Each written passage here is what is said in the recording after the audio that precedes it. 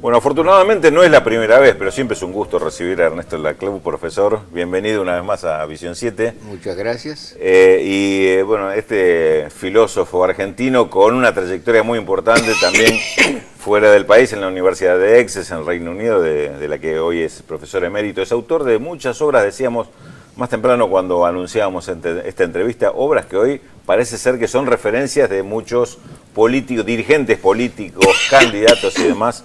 Uno de los lugares, Laclau, que nos sorprendíamos es en Venezuela porque lo citaba Hugo Chávez en su campaña política y lo citaba Enrique Capriles también en su campaña política. Sí. ¿Cómo vivió toda esta situación? Bueno, yo me enteré después de eso, de las citas de Capriles. De Hugo Chávez no me extraña, él lo conozco y hemos tenido una relación cordial las veces que nos hemos visto. Capriles, bueno, no sé. Si me citó, probablemente me citó mal. Pero ¿cómo vive el proceso venezolano? Digamos, en principio la disputa entre estas dos propuestas que se le Yo nunca hizo el dudé del electorado, resultado. No, estuvimos, me acuerdo, ahí comiendo en casa, en la embajada argentina en Londres, con Alicia Castro, la embajadora, y otro grupo de figuras de la izquierda británica, y todos estábamos convencidos de que el resultado iba a ser ese. Bueno, me parece que es un paso fundamental para la consolidación de la democracia latinoamericana. No es solamente un triunfo venezolano, sino un triunfo latinoamericano global. ¿Por qué lo englobás en una cosa tan mayor como sería el caso de latinoamericano? Yo creo que en este momento el continente se está unificando. Es decir, nuestros países después de la independencia pasaron a ser desunidos. Hubo una balcanización de América Latina y las personas que apelaban a una unidad latinoamericana eran pocas. Manuel Ugarte lo hizo, Jorge Abelardo Ramos lo hizo más tarde. Y en su momento parecía que esta era una visión puramente utópica, pero en los hechos América Latina se está unificando. ¿Vos ves este proceso de paz que está emprendiendo el gobierno de Colombia con la FARC como parte de esa unificación? Digamos, ¿hay alguna necesidad de Colombia de integrarse más y por esto aparece este proceso o no tiene nada que ver? No, yo creo que Colombia tiene que integrarse necesariamente a este proceso. Durante el periodo de Uribe estuvo muy separado del proceso de constitución de un espacio económico político latinoamericano, pero hoy día parece que está dando unos pasos moderados y incipientes en esa dirección, que me parece la dirección correcta. Ahora, Ernesto, ¿qué tienen en común? Porque hablabas respecto de América Latina unida. ¿Qué tienen en común los mapuches chilenos con la población de las favelas en San Pablo o en Río, la población del altiplano en Bolivia, la población garífuna negra en Honduras, Belice, los indios tzotziles en México? ¿Qué hay de común? La población blanca en los centros urbanos, ¿qué hay de común? Si son historias muy diferentes y además con cosmovisiones tan diferentes. Son cosmovisiones diferentes, pero son parte también de un proceso que tiene que ir avanzando en la dirección de una mayor unificación.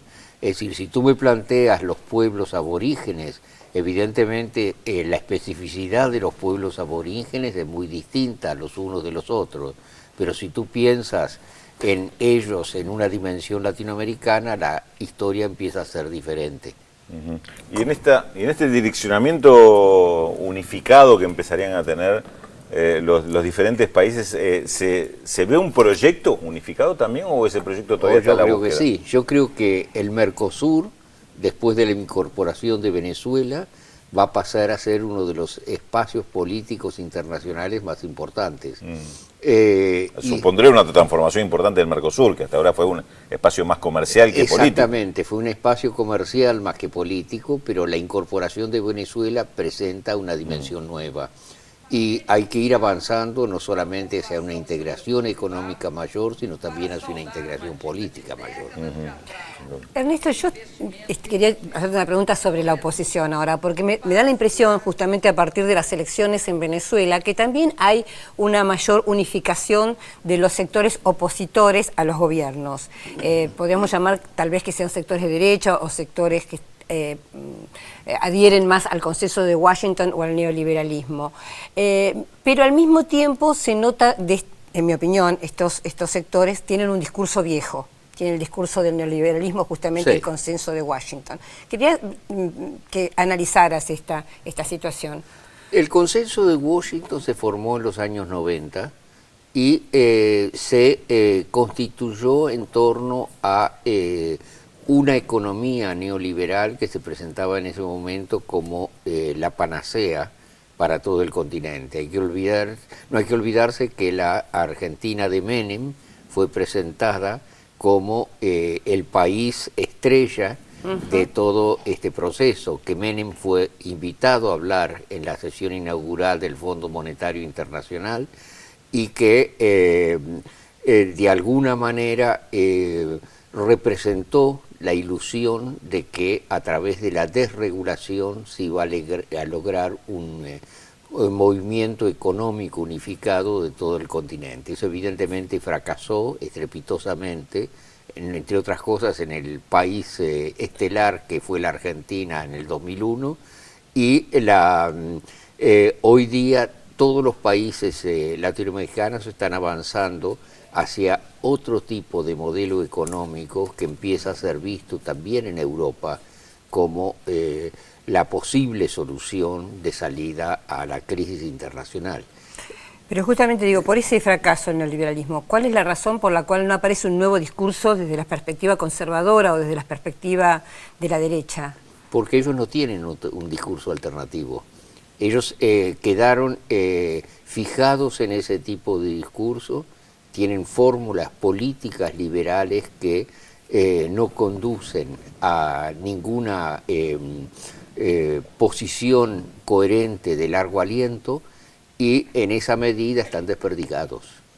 Pero retomo lo de Telma, pero debe haber una diferencia entre lo que era la derecha conservadora en los 50, la derecha conservadora en los 70, que además golpeaba los cuarteles, y esta derecha post-consenso de Washington que se encuentra frente a una corriente muy heterogénea, pero una corriente muy fuerte que, por lo menos en el discurso, choca con el neoliberalismo. No es la misma derecha. O sea, ¿cuál es su matriz ideológica o cómo es su pensamiento hoy o no lo tienen? En primer lugar, yo no creo que la visión conservadora se haya modificado tanto a partir desde los años 50. Es decir, yo creo que es más o menos el mismo tipo de discurso, lo que pasa es que en aquella época era un discurso minoritario. Hay que recordar que durante los años 40, 50, incluso 60, las posiciones económicas liberales eran juzgadas como algo que pertenecía a la historia del pensamiento económico. Todo el pensamiento económico impulsado por la CEPAL era un pensamiento económico desarrollista. Ese consenso se empezó a romper en los años 80 y 90, vinieron los llamados 80 perdidos, en los cuales la cuestión de la deuda externa insumió el conjunto de la política económica de estos países, y en los años 90 vino la etapa de la desregulación, del neoliberalismo rampante. Hoy día estamos saliendo de ese tipo de situación, y para ese tipo de situación no hay un discurso nuevo de carácter conservador. Las mismas fórmulas económicas neoliberales son las que continúan repitiendo. Y de respecto a esta nueva izquierda latinoamericana, esta que usted tanto ha analizado a través también de buscar una definición a esto del populismo de izquierda, Sí. y que es tan leído, y a veces bien leído y a veces mal leído, como usted mismo mencionaba.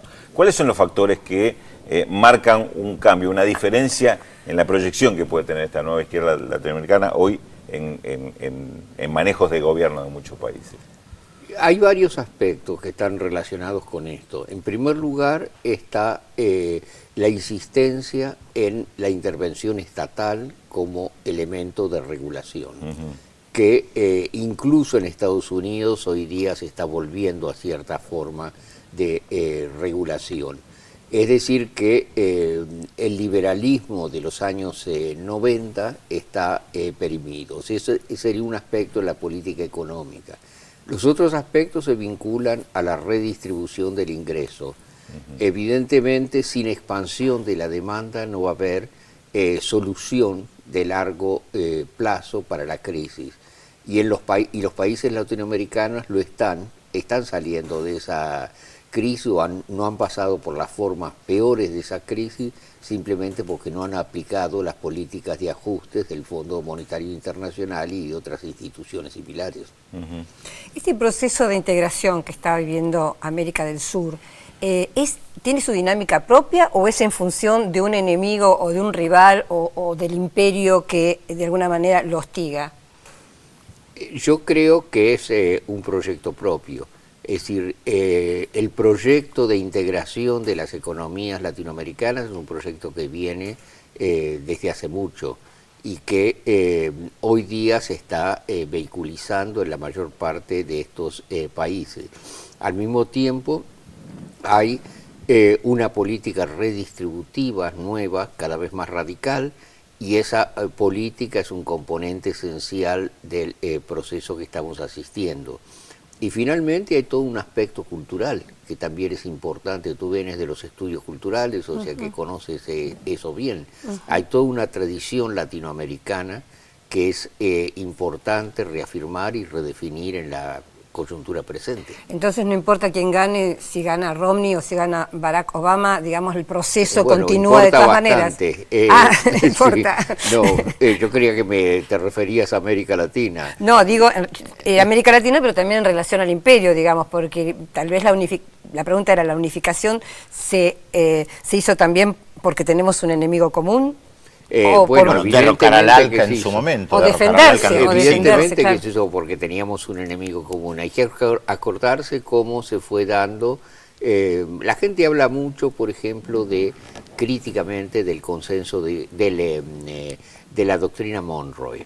En realidad la doctrina Monroe fue bastante inocua, porque fue formulada en 1823 cuando Estados Unidos no tenía un poder naval y fue sobre todo formulada para tratar de evitar la intromisión europea en el continente. Lo que fue negativo no fue tanto la doctrina Monroe, sino el corolario de Teodoro Roosevelt a la gran garrote. Sí, claro, porque allí él es el que defendió claramente la necesidad de que Estados Unidos interviniera como gendarme para la regulación de todos los problemas continentales. Y ahí entonces sí hubo una orientación claramente imperialista.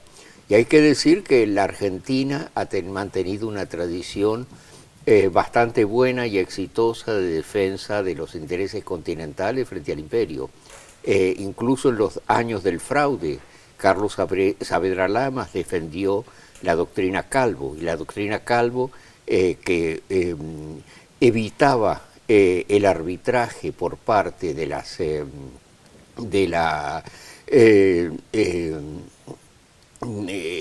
en los conflictos entre el Estado argentino y las empresas intervinientes, sostenía que tenía que defenderse el juicio por parte de los poderes nacionales. Y después la mayor parte de los países latinoamericanos introdujeron cláusulas Calvo en la regulación de este tipo de relación. Pero evidentemente, de otro lado, la influencia de Estados Unidos en el continente está disminuyendo claramente.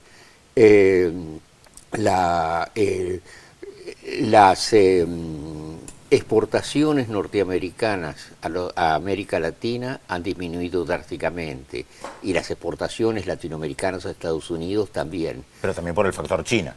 Y también por el factor China. Evidentemente hoy América Latina está entrando en un nuevo juego económico internacional en el cual el peso de los Estados Unidos va a ser cada vez menos importante. Claro. Sin ninguna duda. Es un proceso interesante que también tiene que ver con esto a propósito de la mención de China, ¿no? También un nuevo modelo de relacionamiento con el resto del mundo, ¿no? Sí. No una contradicción con Estados Unidos de la región. Yo creo que es muy importante la relación que va a mantener América Latina con la Comunidad Económica Europea. América Latina empieza a relacionarse con Europa desde una posición de fortaleza hoy día, mientras que Europa está y de en una modelo, situación, ¿no? Por lo que clave. Sí. El otro día decíamos con Jean-Luc Mélenchon, que estuvo aquí en Buenos Aires, que lo que hay que hacer hoy día es latinoamericanizar a Europa. Cuesta todavía, Hablamos ¿no? del candidato de la izquierda francesa que sí. estuvo en Buenos Bueno, Aires. muchísimas gracias, Ernesto Lacroix. Gracias, Muchísimas gracias por estar entre nosotros. ¿Vamos a Félix? Vamos a Félix entonces. Vengan nomás, 13:30, estamos en Visión 7 Internacional hasta un ratito nada más. Atención con la incógnita, hay muchos que aciertan, otros no. Solo voy a decir, nuestro productor saben que es malo, siempre busca cosas medio complicadas. Hoy no es tan complicado, pero les voy a decir para ayudar a nuestros televidentes que no es Manucho, nada más, porque hay una confusión ahí. Ahora les voy a contar. Mara de Rosario pide un informe actualizado sobre la situación del Líbano, del cual Pedro Brigger sabe mucho y además escribió el libro, ¿no? La situación en el Líbano y todo eso. Eso no le interesa ahora. Bueno, Carolina de Acasuso dice Taylor. gracias. Nada, encima que le doy, se da cuenta, ¿no? Habla mal de los productores. ¿Qué No, pasa y bueno. hoy? Bueno, Te hace preocupar. Carolina de Acasuso, gracias. Dice, son un poco de luz sobre un mundo lleno de dudas. Por Facebook nos saludan Guillermo, Alejandro, adivinaron la incógnita un montón. Después les voy a nombrar, porque si los nombro a todos no llegamos. Pide también un informe sobre Ghana, Ángel de Puerto Madryn. Saludos desde Mar del Plata, desde La Matanza, de Raúl Ponce, Nilda desde La Lucila, todos aciertan. Pero si les parece, ¿vamos con la incógnita o no? ¿Les damos otro dato más? Atención. Más datos de la incógnita de hoy. Nuestro personaje de hoy era un admirador de los géneros fantástico y policial. En 1940 publica una primera y fundamental novela. Las obras que escribió con otro importante escritor forman parte del acervo literario argentino. Entre sus premios y reconocimientos se pueden mencionar en 1975 el Gran Premio de Honor de la SADE. Es nombrado miembro de la Legión de Honor de Francia en 1981, ciudadano ilustre de la ciudad de Buenos Aires en 1986 y es galardonado en 1990 con el Premio Cervantes. Más que esto, imposible. ¿Quién es nuestro personaje de hoy? 0800 444 1777 4535 0709. Después de la pausa, le develamos la incógnita. No se vayan.